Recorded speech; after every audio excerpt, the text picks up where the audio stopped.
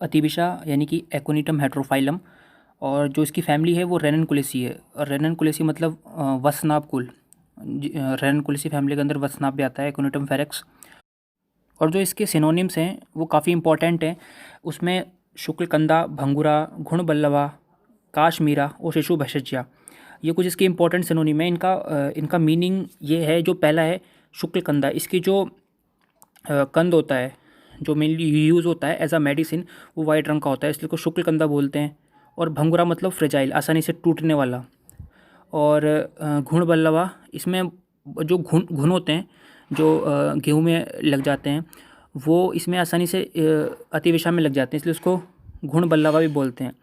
फिर है काश्मीरा। काश्मीर का मतलब होता है ये हिली एरियाज़ पे, पर्वतीय क्षेत्रों पे होता है। और इसका जो नाम है काश्मीरा, इसकी मिलता जुलता नाम है काश्मरी, वो गंवारे के लिए यूज़ होता है। और ये काश्मीरा है। आचार्य चरक ने इसको अशोघ्न और लेखनीय गण में रखा है। वो इसलिए रखा है क्योंकि ये दीपन पाचन, इसके जो रस हैं उसकी वजह से दीपन पाचन करता है। और लेखनीय मतलब होता है जो जैसे ओवेसिटी में या मेदो रोगों में मेद को जो शरीर से बाहर निकलता है, क्योंकि ये लघु वृक्ष है तो ये उसमें भी हेल्प करता है। इसलिए आचार्य चरक ने इसको अर्शोग्न और लेखनीय इन दोनों गणों में रखा है। अब इसके जो रसपंचक हैं, तो जो उसका गुण है वो लघु वृक्ष है, और इसका रस तिक्त और कटु है। इसका विपाक कटु है, और इसका वीर्य उष्ण है। इन सब की वजह से इसका जो इंडिकेशंस हैं, यानी कि किन किन डिसीज़ में इसका यूज़ करते हैं, तो दीपन, पाचन और ग्राही और वृष्य, त्रिदोष हर होता है। और मेनली उसमें भी कफ और पित्त का शमन करता है। ये अपने तिक्त और कटु रस और कटु विपाक की वजह से दीपन, पाचन और ये ग्राही होता है। और ये वृक्ष इसलिए है क्योंकि इसको तिक्त पौष्टिक बोलते हैं। तिक्त पौष्टिक का मतलब होता है ये, मतलब अगर जो ये अग्नि को हमारे शरीर में ठीक रखता है, जिसकी वजह से पाचन ठीक होता है और धातुओं की पुष्टि होती है, तो इसकी वजह से ये वृक्ष है। अब इसका आमयिक प्रयोग यानी कि इसके थेरापेटिक यूजेस, मतलब इसको हम अगर किसी रोग में दे रहे हैं तो किस तरह यूज़ करेंगे, और उसको किस वजह से इसका यूज़ कर रहे हैं उसमें, उस रोग में। तो अतिसार, ग्रहणी, ज्वर, श्वास कास, तो इसमें इसका यूज़ करते हैं क्योंकि ये दीपन, पाचन और तिक्त पौष्टिक है और अग्नि को ठीक करता है। तो इसमें इसलिए इसका यूज़ अतिसार में, ग्रहणी में करते हैं। और क्योंकि इनमें अग्नि की तुष्टि रहती है। और बच्चों में और प्रसूता स्त्री में, यानी कि जो कोमल प्रकृति वाले होते हैं उनमें अगर अतिसार हो तो उसमें श्रृंग भस्म के साथ इसको देते हैं। श्रृंग भस्म, मृग श्रृंग की भस्म के साथ इसको देते हैं। और अतिविषा को भांग और वचा मिलाकर अतिसार में देते हैं।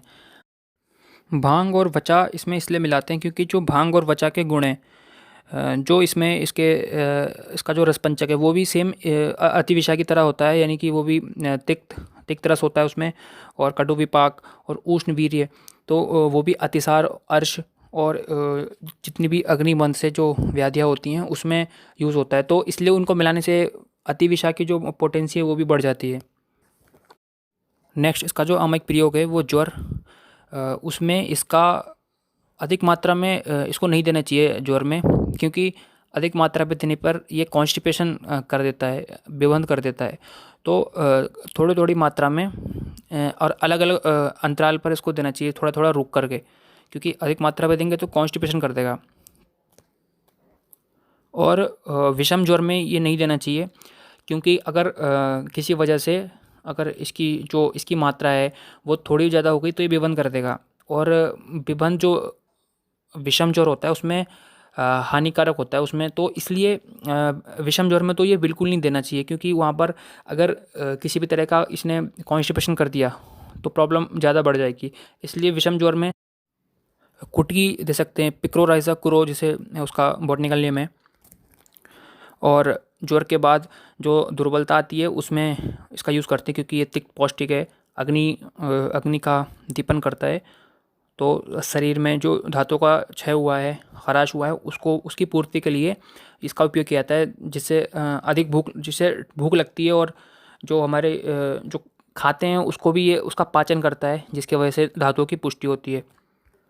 और अगर ज्वर अतिसार है, यानी कि ज्वर, क्योंकि ज्वर और अतिसार दोनों पित्त जनित रोग हैं, तो अगर ज्वर अतिसार है तो उसमें इसमें इसका यूज़ करते हैं अतीस और रसांजन, इन दोनों को सेम मात्रा में लेते हैं, दोनों 2 ग्राम ले आती है अतीस और रसांजन। और इसके बाद कृमियों, अगर जैसे जो बच्चों के पेट में कृमि हो जाते हैं, और या किसी की भी हो सकते हैं कृमि, पर मेनली बच्चों के होते हैं, तो उनमें इसको विडंग के साथ देते हैं। और उसके बाद स्थौल्यता में, क्योंकि ये मेदोहर है तो और ये मेदोहर इसलिए क्योंकि ये रुक्ष है, लघु है, तो उसमें इसका यूज़ करते हैं। और इसमें इसका यूज़ ओबेसिटी में इसका यूज़ और जो मेदोहर औषधियों को गुलू उसके साथ इसका यूज़ करते हैं। और इसका जो यूज़फुल पार्ट होता है वो मूल होता है। इसको जो उसका सिनोनिम था उसमें भी शुक्ल कंदा था, तो इसका जो मेन जो यूज़फुल पार्ट है वो कंद है, यानी कि मूल है। और जो इसके फॉर्मुलेशंस हैं, इंपॉर्टेंट फॉर्मुलेशन जो बनते हैं, एक तो इसके नाम पर ये अतिविषा आदि चूर्ण, और एक है बाल चतुर्भद्रा चूर्ण। और इसका यूज़ बिना शोधन के नहीं करते हैं, तो इसका शोधन करने के लिए गोमय रस में इसका स्वेदन करते हैं 1 प्रहर तक। तो गोमय रस मतलब वो होता है जो गाय का गोबर होता है, उसमें से जो उसको अगर हम कपड़े में रख के उसको निचोड़ते हैं तो उसका जो लिक्विड निकलता है, लिक्विड पार्ट, उसमें इसका स्वेदन करते हैं। और उसके बाद इसको धो करके धूप में सुखाते हैं, फिर उसका चूर्ण यूज़ करते हैं किसी भी मेडिसिन में।